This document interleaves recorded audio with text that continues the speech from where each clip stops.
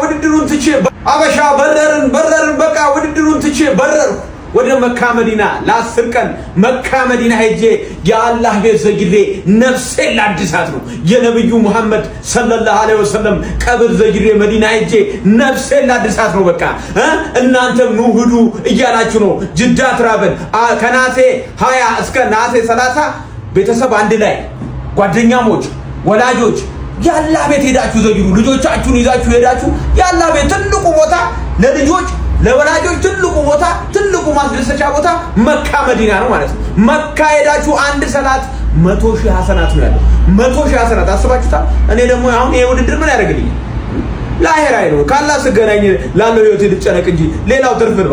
ከ10 ቀን በኋላ አላህ ካለ ያላህ ፍቃድ ከሆነ ልመለስ እችላለሁ ማለት ነው። ለማንኛውም ሙሉ መረጃው ከታች ሜንሽን ባደረኩት የድርጅቱ አካውንት የጅዳ ትራቭል አካውንት ሙሉ መረጃ ታገኛላችሁ። ወይም በ0911289096 ደውሉ።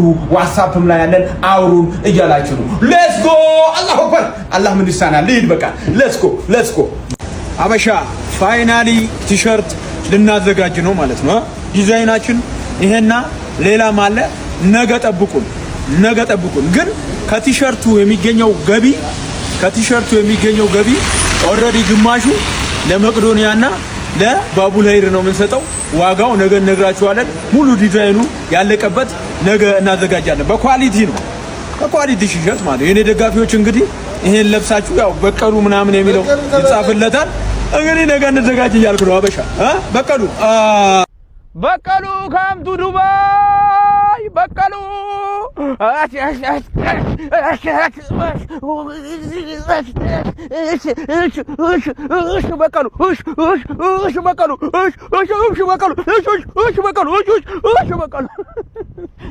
እንዴት ነው? አሪፍ ነው።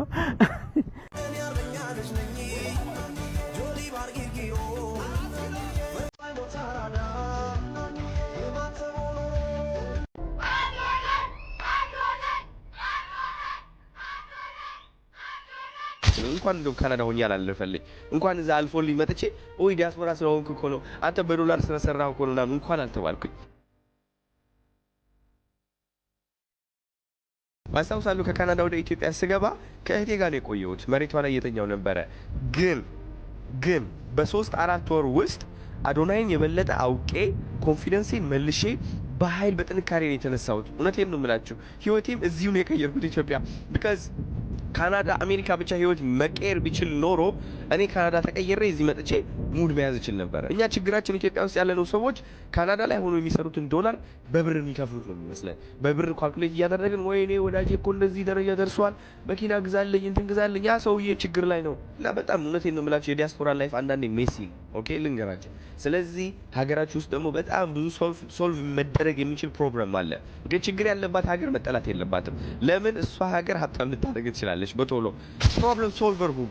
አይ ቁጭ ብለን ከማማረር የሆነ ፕሮብሌም የሆነ ችግር ብንፈታ ኖሮ በቃ እውነቴን ነው የምላችሁ ኢትዮጵያ ከነ ተፈጥሮዋ ከነ ኃይሏ እያደገች እኛንም እያደግን እዚህ ሀብታም ይሁን ውጭ ሀገር የምንሄደው ከዛ ለቫኬሽን ይሆናል ማለት ነው። ልንገራቸው ሀገሬ ውስጥ ገብቼ ወጣትን ማስተማርና ችግር መፍታት ከዛ ሀገሬ ውስጥ መኖር ነው የምፈልገው ተፈጥሮ ላይ እዚህ ውሃ ላይ ጋደም አትወጣት አልፈልግም።